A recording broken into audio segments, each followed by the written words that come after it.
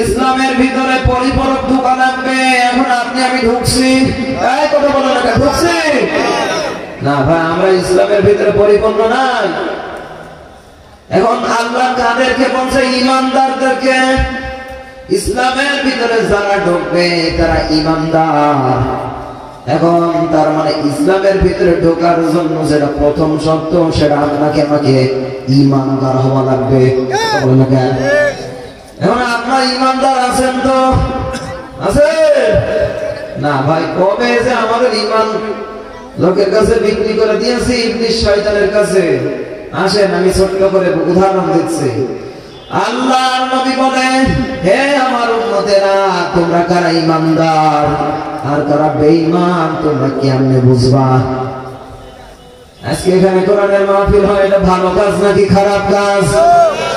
আল্লাহ নবী বলে, যাদের ঈমান পারফেক্ট ওদের ভালো কাজ ভালো লাগবে এবং খারাপ কাজ খারাপ লাগবে। এখানে আজ পর্যন্ত হয়েছে, এখানে মেলা হচ্ছে, হয় না? অনেক মানুষ এখানে ঘোরাফেরা করে, আবার অনেকের বাড়ির ভিআইপি এসেছে, তাদের খেদমত করে। আজকে ফোন দিয়েছে, হ্যালো ভিআইটা দিয়ে বলে, কি হয়েছে বলো? বলে আমাদের গ্রামের ভিতরে মাহফিল হয়, আপনার দাওয়াত দিলাম, আসেন। বিএম সাহেব পায়জামায় পাঞ্জাবে একজন পৌঁছে চলে এসেছে। আসার পরে বাড়িতে খাওয়া দাওয়া করে নাক দেখে ঘুমোবে। এরা মাহফিলের দাওয়াত দিলেন কেন? এমনি দাওয়াত দিতে পারতেন, তা না, এরা মাহফিলের দাওয়াত দিয়ে অল্প খাওয়া খাবিয়ে ঘরের ভিতরে শুয়ে রাখছে। বাবা না ভাই, যেই ভিআইপি যে আত্মীয় স্বজন এসেছে, দুটো খাবিয়ে দেন, নাই না খাবিয়ে আগে ধাক্কা দিয়ে মাহফিলে পাঠিয়ে দেন। এসেছেন তো এটার জন্য, তা না করে বাড়ির ভিতরে উনি খাবে আর ঘুমোবে, শান্তি আর খুঁজে পাচ্ছে না। কথা বলেন না ভাই? আল্লাহর নবী বলেন, যারা ঈমানদার এদের ভালো কাজ ভালো লাগবে, খারাপ কাজ এই মানুষগুলোর তুচ্ছ লাগবে, খারাপ লাগবে। এখন এখানে যারা এসেছে এরা ঈমানদার, এদের ভালো কাজ ভালো লাগে। আর যারা বাড়িতে এদিক ওদিকে ঘোরাফেরা করে, অনেকে আবার ভাবতেছে এখন কত উঠবো না, প্রধান বক্তা যখন উঠবে তখন গিয়ে মাহফিলে বসবো। আরে ভাই, মাগরিবের পরেও সেই কোরআন দিয়ে কথা হয়েছে, রাত 12টার পরেও সেই একই কোরআন দিয়ে কথা হবে। তখন আলোচনা করেছে আলেম এই সময়, এবং কি প্রধান বক্তা যিনিও আলেম। কথা বলেন না কেন? গ্রামের ভিতরে যাদের বাড়ি, এই মানুষগুলার দাম দিতে চাই না। আপনি তো মানুষে মূল্যায়ন করতে শিখেছেন, কোরআনুল কারীমকে মূল্য দিতে পারেন না। সম্মানিত ভাইয়েরা, পর্দার অন্তরালের মা বোনেরা, আল্লাহ নবী বলছেন, যার ভালো কাজ ভালো লাগবে, খারাপ কাজ খারাপ লাগবে, তারা ঈমানদার। আর বেঈমানদার যাদের ভালো কাজ ভালো লাগবে না, খারাপ কাজ ভালো লাগবে। আজ এখানে মাহফিল হয়, উনি আছেন চার দোকানে। কথা বলো, বিশ্বাস না ভাই? এখনো যায় দেখে চার টান মারছে আর ওই গল্প গো। সম্মানিত ভাইয়েরা, আল্লাহর নবী ডাকতে বলে, এই সমস্ত মানুষগুলোর ঈমান দুর্বল। আরো কয়েকজনের ঈমানের পরিচয় দিতে গিয়ে আমার নবী বলছে, পরিপূর্ণ ঈমানদার কারা? যাদের সামনে কোনো অন্যায় যদি হয়, কোন অপরাধ যদি হয়, তার ক্ষমতা থাকলে সে হাত দিয়ে সেটার প্রতিবাদ করে। এরকম ঈমানদার আছে? কথা কয় না, আপনারা কথা বলছেন? আমার এই যে কথাগুলো, এটা আপনারা বুঝতে পারছেন? মাইকের আওয়াজ ক্লিয়ার যায় না? যাওয়ার তো কথা, এরপরেও যারা বোঝে না, চুপ করে বসে বসে বাদাম খান। আমার ভাইয়েরা, আল্লাহর নবী বলে, ওই ঈমানদারের সামনে যদি কোনো অকর্ম হয়, কুকর্ম হয়, ওই ঈমানদারের দায়িত্ব হলো ওই ঈমানদার পরিচয় দিতে যে ও হাত দিয়ে ওটার প্রতিবাদ করবে, শরীরের সমস্ত শক্তি দিয়ে তার প্রতিবাদ করবে। আজ যারা বাংলাদেশের জমিনে হক পথের ভিতরে বাতিলদের ওই খারাপ কাজগুলোর প্রতিবাদ করতে যায়, অধিকাংশ মানুষগুলো অবস্থা ওই জায়গায়। দ্বিতীয় নম্বরে তারা জবান দিয়ে বলবে, স্টেজের ভিতরে যদি কোন দেশের বিরুদ্ধে, কোন সমাজের বিরুদ্ধে, কোন রাষ্ট্রের বিরুদ্ধে, কর্মর বিরুদ্ধে কিছু বলা হয়, ওই মানুষটা হয়ে যায় রাজাকার। কথা বলুন, ওই মানুষটাই হয়ে যায় দেশদ্রোহী, ওই মানুষটাই হয়ে যায়। বলা লাগবে না আমার ভাইয়েরা। 3 নম্বরে, ও হাতে কলমে ওর বিরুদ্ধে লোক ফিট করে বিভিন্ন কৌশল দিয়ে ওটার প্রতিবাদ করবে। 4র্থ নম্বরে, যদি কোনো কিছুই না পারে, অন্তত পক্ষে কলিজা দিয়ে অন্তর দিয়ে ঘৃণা করবে। আপনি এই 4 কাজের ভিতরে আছেন তো? আছেন? আমার ভাইয়েরা যদি থেকে থাকেন, আপনি ইমানদার। আর ইমানদারদেরকে আল্লাহ পাক রব্বুল আলামিন বলে ওরা পরিপূর্ণ ইসলামের ভিতরে দাখিল হবে। এই ইসলামটা কি জানার দরকার আছে না নেই? ইসলাম কোন ইসলাম? আল্লাহ পাক রব্বুল আলামিন বলেন ইন্নাদ-দীনা ইনদাল্লাহিল ইসলাম। নিশ্চয় আমি আল্লাহ পাক রব্বুল আলামিন আমার মনোনীত ধর্ম ইসলাম। এখন ইসলামের ভিতরে আপনি আমি যে ঢুকবো, কেমনে ঢুকবো জানার দরকার আছে না নেই? কোন মানুষ যদি মনে করে আমি ইসলামের ভিতরে ঢুকবো, আমি ইসলাম সম্পর্কে একটু জানতে চাই, আমি ইসলামটারে মানতে চাই, সরাসরি আপনার মানার কোনো সুযোগ নাই। আল্লাহ রাব্বুল আলামিন তার প্যারা হাবিব মুহাম্মদুর রাসূলুল্লাহ সাল্লাল্লাহু আলাইহি ওয়াসাল্লামের উপরে কোরআন নাযিল করে দিয়েছিলেন। দেওয়ার পরে রব্বুল আলামিন তার নবীর দ্বারা সমস্ত কিছু প্রেক্ষাপট, আমার নবী সব কিছু তার জীবন আদর্শে মেনে গিয়েছেন। এখন এই পৃথিবীর জমিনে কালামে পাক যদি আপনি আমি মানতে চাই, আমার নবীর আদর্শ ফলো করার দরকার আছে না রে? কোরআনের ভিতরে যা আছে আমার নবী তা আমল করে উম্মতরে দেখিয়ে গেছে। তাই কথা বলেন। আর এই কারণে আল্লাহ পাক রব্বুল আলামিন বলে, হে আমার উম্মত বান্দারা, তোমরা আমার নবীর আদর্শ যদি ফলো করো, আমি আল্লাহ তোমাদেরকে ভালোবাসা দেব। আল্লাহ রাব্বুল আলামিন বলেন, কুল ইন কুনতুম তুহিব্বুনাল্লাহ ফাত্তাবিউনি ইউহিব্বুকুমুল্লাহ ওয়া ইয়াগফির লাকুম যুনুবাকুম ওয়াল্লাহু গফুরুর রহিম। আল্লাহ রাব্বুল আলামিন ডাক দিয়ে বলে, হে নবী, আপনার উম্মতেরা যদি আমি আল্লাহর ভালোবাসা পেতে চাই, কার ভালোবাসা? গার্লফ্রেন্ডের ভালোবাসা? এই আপনাদের এখানে যুবকরা প্রেম করে? আমার যুবক ভাইরা 14 ফেব্রুয়ারি ফুল নিয়ে সারাটা দিন দাঁড়িয়ে আছে, ওর কখনোই লুচ্চ গার্লফ্রেন্ড এসে একটু আই লাভ ইউ বলবে? কথা বলে না ভাই, আপনার এই সমস্ত বিষয়গুলো দেওয়া ঠিক না। আল্লাহ বলছেন, শোনে বান্দা, আমি আল্লাহ তোরে ভালোবাসবো। এখন আপনি আমি প্রশ্ন করতে পারি, আল্লাহ তুমি আমাদের কেন ভালোবাসবা? কোন কারণে ভালোবাসবা? কি করলে ভালোবাসবা?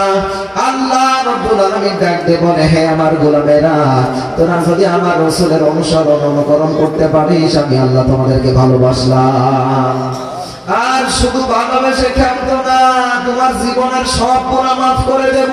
আল্লাহু আকবার বলেন। এই ভাই, কথা বলা যাবে না ভাই, বসেন। যে কণ্ঠই হয় হোক, এই কথা বলার কথা হচ্ছে না ভাই। এলাকার ভিতরে মানুষ এই করা এখনো যারা আছেন, আপনারা এখনো বাড়িতে থেকেন না, এখানে চলে আসেন।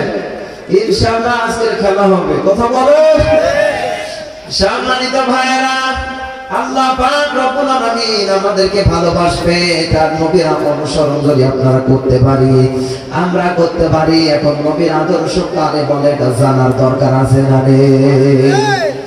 আল্লাহ নবীর স্ত্রী হযরত আয়েশা রাদিয়াল্লাহু তাআলা আনহার কাছে কয়েকজন এসে ডাকতে বলে, মা জননী, আপনি জানিয়ে দেন আমার নবী সম্পর্কে একটু ওয়াজ করে আমাদেরকে শোনান।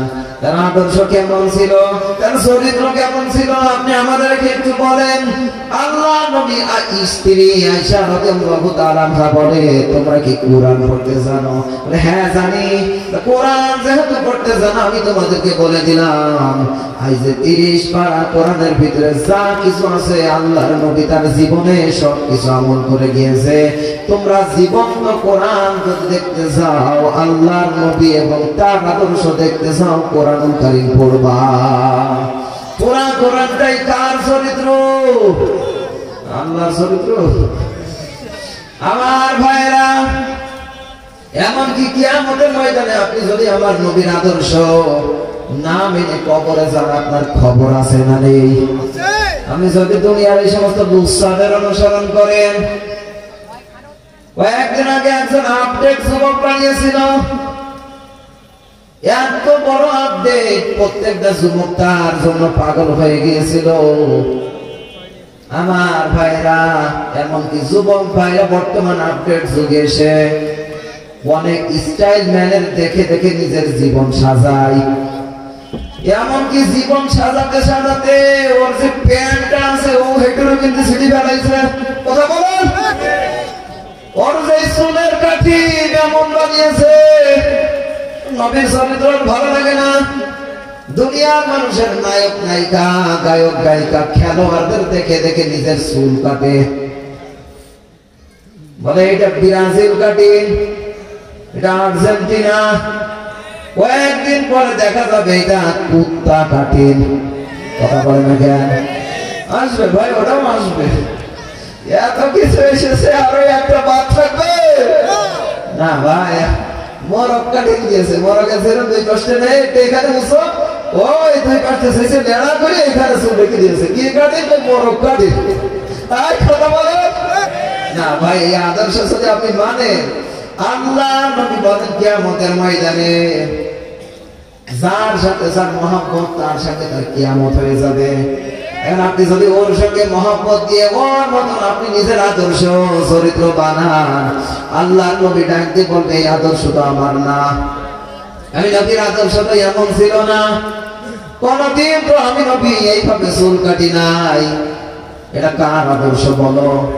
আল্লাহর কাছে সেদিন ধরা খেয়ে যাওয়া লাগবে। এই জন্য প্রিয় যুবক ভাইরা, আপনাদের আমাদের ফিরে আসার দরকার আছে না রে? এখন আল্লাহর নবীর আদর্শ কি? আল্লাহর নবী বলেন কিয়ামতের ময়দানে কোন ব্যক্তি যদি আমার আদর্শ বাদ দিয়ে কোন পীরের আদর্শ মানে, কোন হুজুরের আদর্শ মানে, এরপরে নাজাত পাবে। আল্লাহ নবী বলেন মা আনা আলাইহি ওয়া আসহাবি, আমি নবী এবং আমার সাহাবীরা যে পথের উপরে চলেছে, সেই পথের উপরে আপনার আমার চলার দরকার আছে না রে? এখন নবীর আদর্শ বাস্তবায়ন নিজের জীবনে করা লাগবে।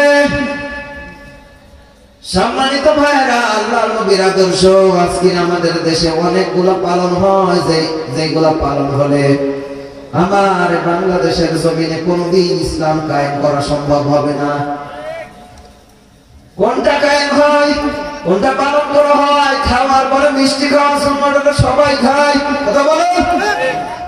আল্লাহর নবী পৃথিবী শাসন করেছেন, এমনকি তার নিজের জীবনটা, তার মাথার খুলি পর্যন্ত কোরআন দিন কায়েমের জন্য আল্লাহর নবী উৎসর্গ করেছে। তার দাঁত পর্যন্ত আল্লাহর নবী ভেঙেছে, শরীরের তাজা রক্ত পর্যন্ত জমিনে ঢেলে দিয়েছে। আর আপনি আমি শুধুমাত্র মিষ্টি খাই, খাওয়ার পরে সুন্নাতটা অনেক ভালো লাগে। সুন্নাত নয় শুধু দাওয়াতের মেহনত, সুন্নাত নয় শুধু খাওয়া শেষে মধুপান, আর কিছু সুন্নাত আছে তুমি জানো কি? জানবে জীবনে কখনো তা মানো কি? জিকির করি সুবহানাল্লাহ আলহামদুলিল্লাহ লা ইলাহা ইল্লাল্লাহ। এ ভাই একটু মহব্বত নিয়ে পড়া যায় না? একটু পড়েন সুবহানাল্লাহ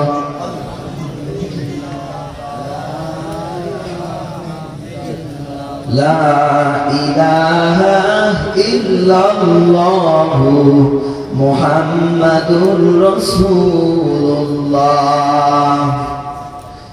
সম্মানিত ভাইরা, এ বাংলাদেশে যে মানুষগুলো আজকের ওয়াইজিন, এই মানুষগুলো যদি আমার নবীর আদর্শ বাস্তবায়নের জন্য চেষ্টা করে, আর যারা ক্ষমতায় আছে তারা চেষ্টা করে, কাজ হবে কোনটা আগে? কথা বলেন না? মনে করেন আজকের এখানে বাগাছাড়ার বুকে 10 জন বক্তা একত্রিত করা হলো। মাওলানা মিজানুর রহমান আল আজহারী, আমির হামজা, হাফিজুর রহমান সিদ্দিকী, আব্দুল খালেক শরীয়তপুরী, কমপক্ষে 10 জন বাংলাদেশের টপ লেভেলের বক্তারে একত্রিত করার পর সমস্ত বক্তার একটা দাওয়াত দায়িত্ব দেওয়া হলো। আপনারা নামাজ নিয়ে কথা বলবেন। কি নিয়ে? নামাজ নিয়ে কথা বলবেন, নামাজের গুরুত্ব নিয়ে। 10 জন বক্তা সারা রাত ধরে নামাজ নিয়ে কথা বললো। হে বাংলাদেশের মুসলমানেরা, বাগাছড়ার মানুষ, জিকর গাছার মানুষ, তোমরা নামাজ আদায় করবা। 10 জন বক্তা একই ওয়াজ সারা রাত ধরে করলো। আর একদিকে আমাদের প্রধানমন্ত্রী, নাম কি? কথা বলে না?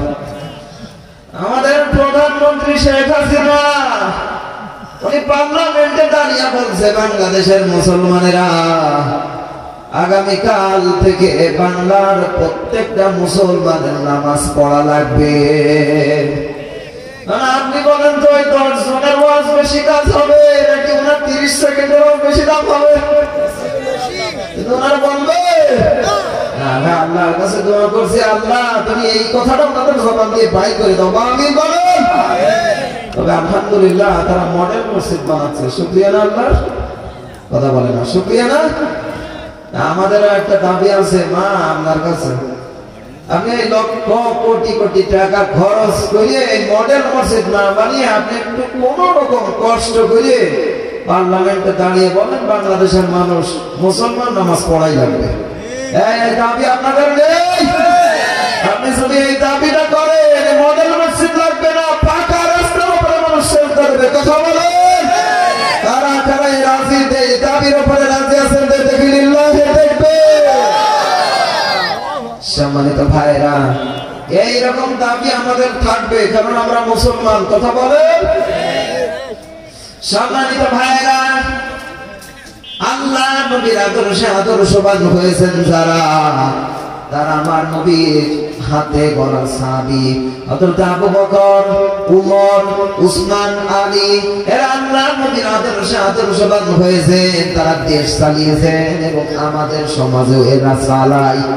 আল্লাহর কাছে দোয়া করি, আল্লাহ আমার নবীর আদর্শে আজ যারা দায়িত্ববান আছে, তুমি তাদেরকে চলার মতন তৌফিক দিয়ে দাও। সম্মানিত ভাইয়েরা, আমি আমার নবীর আদর্শ নিয়ে কথা বলছিলাম। আল্লাহর নবীর যে আদর্শ, সেটার থেকে শিক্ষা নিয়েছেন হযরতে ওমর। নাম কি? ওমর রাদিয়াল্লাহু তাআলা আনহু ছিলেন অর্ধ জাহানের খলিফা। কয়টা দেশের? শুধু সৌদি আরবের না ভাই, অর্ধেক পৃথিবীর খলিফা। ওনার একটা অভ্যাস, যিনি কয়েকটা ভালো কাজ না করে ঘুমাতেন না। আর আমাদের কিছু কিছু আছে, আমি সবার বলছি না, আলহামদুলিল্লাহ আমাদের যে আজকের চেয়ারম্যান পেয়েছে অনেক সুন্দর, অনেক হাদিস কোরআন থেকে যতটুকু বলেছে আলহামদুলিল্লাহ বলি। বলেন। সম্মানিত ভাইরা, ওমর রাদিয়াল্লাহু তাআলা আনহু তিনি এইভাবে করে রাস্তা দিয়ে হাঁটতে হাঁটতে যাইতে যাইতে দেখতেছে কোন একটা যুবক মানুষ একবার ঘরের ভিতরে ঢোকে আর একবার বাইর হয়, একবার ঢোকে আর একবার বাইর হয়, একবার ঢোকে আর একবার বাইর হয়। ওমর রাদিয়াল্লাহু তাআলা আনহু কাছে গিয়ে ডাক দিয়ে বলতেছেন, যুবক তোমার সমস্যাটা কি? তোমার কি হয়েছে? একবার ঘরে ঢোকো একবার বাইর হও, কারণটা জানতে চাই।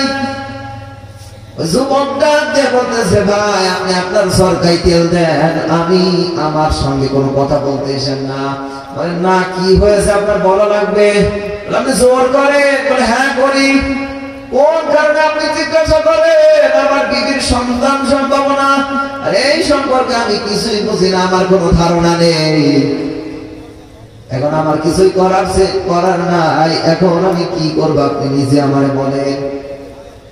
ওমর রাদিয়াল্লাহু তাআলা আনহু বলে, দাঁড়ান আমি দেখি কিছু করতে পারি কিনা। দৌড় মেরে বাড়িতে এসে তার স্ত্রীকে ডাক দিয়ে বলছে, আব্দুল্লাহর মা, আল্লাহ জান্নাত বিক্রি করতে চাই, যদি কিনতে চাও আমি স্বামী ওমরের পিছনে পিছনে দৌড়াও। এবারে যুবক কি ওমররা চিনতে পেরেছে? চিনতে পারলে কি ওই কথা বলতো? ডাক দিয়ে বলছে, বিবি জান্নাত যদি কিনতে চাও আমার পেছনে পেছনে দৌড়াও। হযরত ওমর রাদিয়াল্লাহু তাআলা তার স্ত্রীকে নিয়ে ওই ঘরের ভিতরে যাওয়ার পরে ডাক দিয়ে বলে, বিবি যাও, ওই ঘরের ভিতরে একজন তোমার মন সন্তান সম্ভাবনা প্রসব যন্ত্রণা উঠেছে, সহ্য করতে পারে না, তুমি নার্সের দায়িত্ব পালন করো। কিছুক্ষণ পরে ওমর রাদিয়াল্লাহু তাআলা স্ত্রী ডাক দিয়ে বলছে, খলিফাতুল মুসলিমিন আপনি জানিয়ে দেন আপনার ওই বন্ধুরে আল্লাহ পাক রব্বুল আলামিন একটা পুত্র সন্তান দান করেছে। আপনি সুবহানাল্লাহ বলছেন, ওমর কয় আলহামদুলিল্লাহ। পাশে যে যুবক দাঁড়িয়ে ছিল, আপনি ডিউটি বলে ইন্নালিল্লাহ, কি বলে ইন্নালিল্লাহ। যুবকটা ওমর রাদিয়াল্লাহু তাআলা ডাক দিয়ে বলে, ভাই আপনি কি খুশি হন নাই? আল্লাহ তো আপনার একটা পুত্র সন্তান দিয়েছেন, আপনি কি খুশি হন নাই? বলে, হুজুর খুশি হয়েছি, কিন্তু ভয় পেয়েছি, আপনি তো খলিফাতুল মুসলিমিন এটা চিনতে পারেনি। আর আজ আমাদের দেশে কিছু কিছু মানুষ আছে যারা পরিচয় দেওয়ার জন্য 5 জনের আগে স্টেজে তুলে দেওয়া হয়। ওরা বলে আমার নাম হক তো গাওয়াগাবি, এরপরে আমি যাব। সেলা গন্ডার এসে ডাক দিয়ে বলে, অমুক নেতার চরিত্র ফুলের মতন পবিত্র, কথা কয় না। অবস্থা হলো কেমন? এই আপনাদের এখানে মানুষ বিড়িয়ে খায়, হ্যাঁ ইচ্ছা টান দেয় না। গাড়িতে আসছিলাম, আমার এক ভাই না এর আগে একজন বলতেছে যে বিড়িয়ে না খালি ভাই মাথার যে মগজ ঠান্ডা হয় না, বিড়িয়ে খালে একটু ভালো লাগে, চিন্তা দূর হয়, এই কারণে আপনারা খান না। কিন্তু না ভাই, আপনি কোরআন তেলাওয়াত করবেন, আল্লাহ আপনার যে চিন্তা আছে সমস্ত চিন্তা যিনি দূর করে দিবেন তিনি কে? আল্লাহ। কোরআন তেলাওয়াত করার দরকার আছে না নেই? সামনে রমজান মাস আসতেছি, রমজান সম্পর্কে। এখন একটা যুবক অনেক বিড়িয়ে খেত, কি খায়? বিড়িয়ে। একদিন ওর পীর সাহেবের কাছে গেছে মুরিদ হতে, যাওয়ার পরে পীর সাহেব ডাক দিয়ে বলছে, ওই বেটা তুই কি বিড়ি খাস? না হুজুর বিড়ি খাই না, তবে মাঝে মধ্যে আর কি। কিন্তু যারা বিড়ি খায় এদের গালের ভিতরে একটা দুর্গন্ধ আছে। সম্মানিত ভাইয়েরা, পীর সাহেব ডাক দিয়ে বলছে যে, যুবক তুমি যদি আমার কাছে মুরিদ হতে চাও আর বিড়ি খেতে পারবা না। যুবক করছে বেখাই যায়, ডাক দিয়ে বলছে, হুজুর ঠিক আছে আজকে থেকে আর বিড়ি খাবো না, কিন্তু যদি কেউ জোর করে তাহলে কিন্তু ছাড় দেবো না। কারণ পীর সাহেব চিন্তা করতেছে অন্ততপক্ষে নিজের ইচ্ছায় যেন না খায়। বাড়িতে যাওয়ার পরে ডাক দিয়ে বলতেছে, 2টা সেলারে ভাড়া করছে, ওদেরকে মাসে 10,000 টাকা করে বেতন দেব, দিনে 50 প্যাকেট করে বিড়ি আমার সঙ্গে নিয়ে ঘুরবি, আর আমার শুধু বারবার বলবি সার খান, বারবার আমার তেলাবি। কারণ আমি পীর সাহেবের কাছে বলে এসেছি, জোর করলে কিন্তু আমি খাবো। তাই আমার আর বিড়ি খাওয়া বাদ দেওয়া লাগলো না। আমার বাংলাদেশে এমন কিছু মানুষ আছে যার তেলানোর জন্য মানুষ ভাড়া করে মাসে 10,000 দিয়ে রাখে, স্টেজে যায়া পাড়াই মহল্লাতে যে আমার নামে গুণগান গাবি। কিন্তু আমরা জানি যত গুণগান গান না কেন আপনার কাজের দ্বারা মানুষগুলো আপনাদের ভালো করেই চেনে। কথা বলো। হযরত ওমর রাদিয়াল্লাহু তাআলা আনহুর শিক্ষা, তিনার কোনো পরিচয় দেওয়ার মতন কোন মানুষ ছিল না। ওমর রাদিয়াল্লাহু তাআলা আনহু তার স্ত্রীকে নিয়ে বাড়িতে চলে গেল।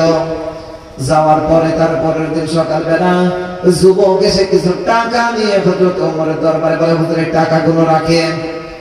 বলে আমি টাকা দিয়ে কি করব? গতকাল রাতে যে স্ত্রীটা, যে মহিলাটা আপনার সঙ্গে আমার বিবি নার্সের দায়িত্ব পালন করেছে, এই টাকাগুলো আপনি তারে দিয়ে দিয়েন। ওমর রাদিয়াল্লাহু তাআলা আনহু বলেন, ও যুবক, না, এই টাকাগুলো তোমার দেওয়ার দরকার নাই, এই টাকাগুলো দিবা আসলে যে মানুষটা তোমার স্ত্রীর নার্সের দায়িত্ব পালন করতে গিয়েছিল, কোনো পেশাদার নার্স না, এ আমার কলিজার টুকরা, আমার প্রিয়তমা স্ত্রী। তারা মানুষের কত দিক দিয়ে খেদমত করে, আর আজকে খেদমত করা তো দূরের কথা, উল্টে খেদমত নেয়। কথা বলে সম্মানিত ভাইরা, আল্লাহর কাছে জবাব দেওয়া লাগবে। এজন্য দুনিয়া থেকে ভালো হয়ে যান, একবার যদি অবস্থা খারাপ হয়ে যায় বাঁচার মতন উপায় থাকবে না।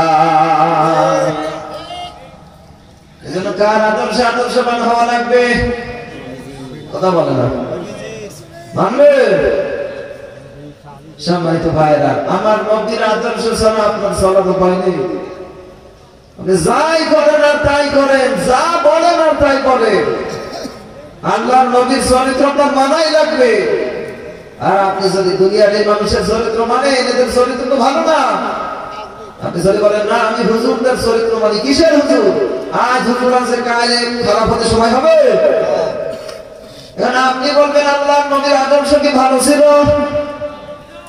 আল্লাহর নবী সম্পর্কে রব্বুল আলামিন বলেন, ওয়া ইন্নাকা লাআলা খুলুকিন আযীম। সম্মানিত ভাইরা, আল্লাহ পাক রব্বুল আলামিন আর ডাক দিয়ে বলে, লাকাদ কানা লাকুম ফি রাসূলিল্লাহি উসওয়াতুন হাসানাহ। আল্লাহর নবীর চরিত্র সর্বোত্তম চরিত্র, তার আদর্শ ছাড়া ফলো করবে, আল্লাহ পাক রব্বুল আলামিন তার পিছনের সমস্ত গুনাহ মাফ করে দিবে। এজন্য নবীর চরিত্র আমাদের অনুসরণ করার দরকার আছে না নেই? কোন চরিত্র পেয়েছেন যে আপনার মুখে একটা দাড়িও নেই? এই কোন চরিত্র ভাইটা? কার আদর্শ পেয়েছেন আপনি? দাড়িটা শেষে একেবারে মাকুইন্দে বনি আদম না। যে ওমর রাদিয়াল্লাহু তাআলা আনহু যখন প্রথম বানিয়েছিলেন, তারে ভুল ছিল না, মোচ ছিল না, দাড়ি ছিল না, চুল ছিল না, কেমন দেখায়? এই মানুষগুলো যাদের দাড়ি নেই, এটা কি?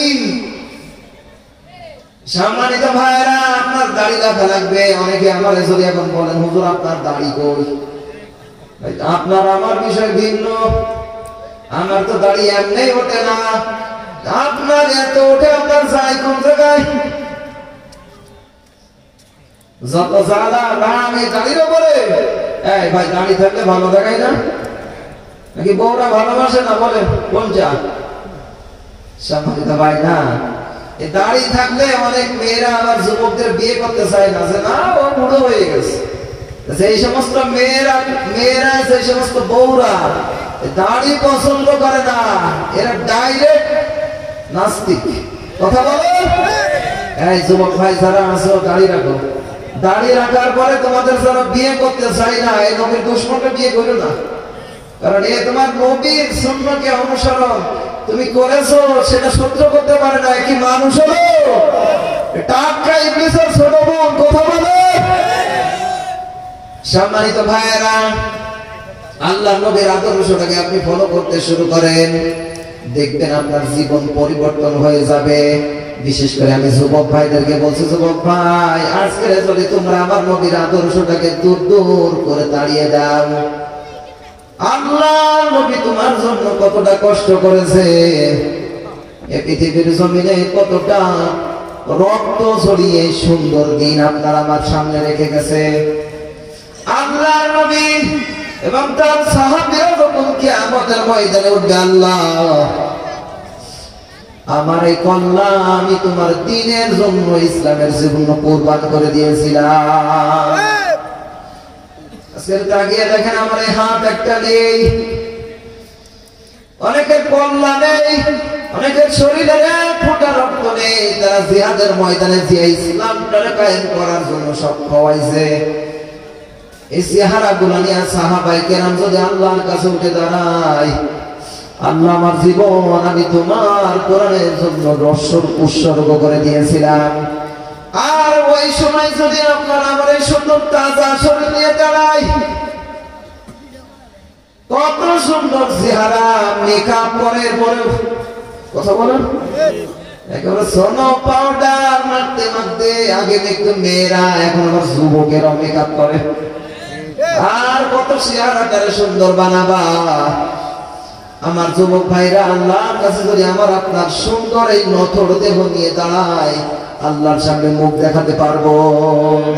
তারা উঠবে রক্ত মাখা শরীর দিয়া, তারা উঠবে হাত পা কাটা, কল্লা কাটা, মাথা ফাটা। এই মানুষগুলো আল্লাহ দরবারে উঠে বলবে, আল্লাহ তোমার দ্বীনের জন্য আমি এটা করেছি, আর আপনি আমি সেদিন যদি এই মুখে দাড়িটাও না নিয়ে উঠে আল্লাহর কাছে কিভাবে জবাব দেব? সম্মানিত ভাইয়েরা, বড় কষ্ট লাগে। বাংলাদেশের মানুষেরা এরা শুনতে ভালোবাসে, বুঝতেও ভালোবাসে, কিন্তু আমল করতে ভালোবাসে না। কত বলেন না কে? যারা শ্রোতা আছে আজকে তিন ধরনের শ্রোতা। কয় প্রকার? এক নম্বরে এরা শুধু শুনবে। আগামীকাল যদি এদের প্রশ্ন করেন, ভাই কালকে হাসান বিন আব্দুল মাজেদ এসেছিল, আশরাফুল ইসলাম আজাদ এসেছিল, না কি ওয়াজ করেছে? বলেন সেই ওয়াজ করেছে। আরে ভাই কি ওয়াজ করেছে? বলেন শুনেননি সেই ওয়াজ। কি বলেছে ও জানে না, সেই ওয়াজ, সেই সুন্দর লেগেছে। আর এক ধরনের মানুষ আছে যারা শোনে এবং বোঝে, আমল করে না। আর এই মানুষগুলাই হলো টাটকা মুনাফিক। এরা হলো আব্দুল্লাহ বিন উবাই। কথা বলে না কেন? শুনবে, বুঝবে কোনটা হক কোনটা বাতিল জানবে, এরপরেও নিজের দাম্ভিকতা থেকে আমল করবে না। আর এক ধরনের মানুষ আছে যারা শুনবে, বুঝবে এবং আমল করবে, এরাই মুত্তাকিন। কথা বলেন। আল্লাহ পাক রব্বুল আলামিন বলেন, যালিকাল কিতাবু লা রাইবা ফীহি হুদাল লিল মুত্তাকিন।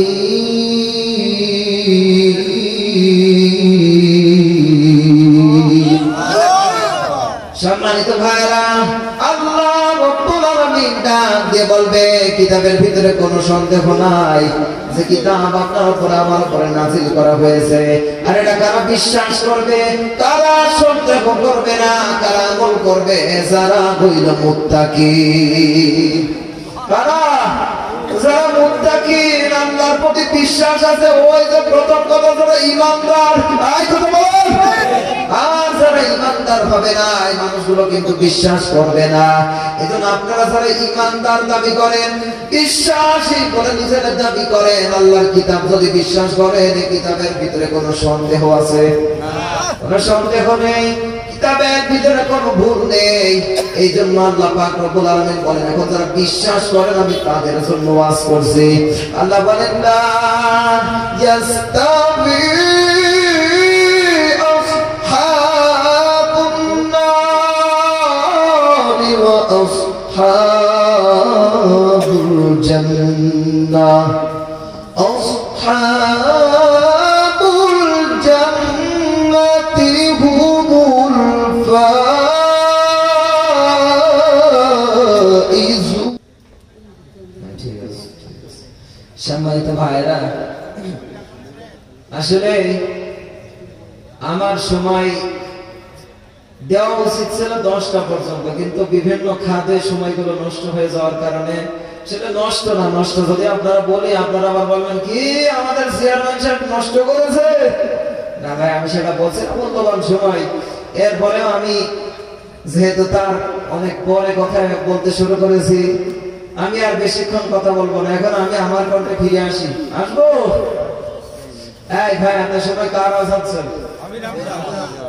কত বড় মিথ্যাবাদী! আমি না ভাই, ওনার একটু সুর বা ভঙ্গি ছিল। কথা যা বলেছি, এটা কি আমির হামজার বাবার কথা? হাসান বিন আব্দুল মাজেদের বাবা? না ভাই, কথা যা হয়েছে সব আল্লাহ পাক রব্বুল আলামিন আমাদেরকে যেন এই কোরআনের এই কথাগুলো আমল করার তৌফিক দান করে বলি আল্লাহুম্মা আমিন।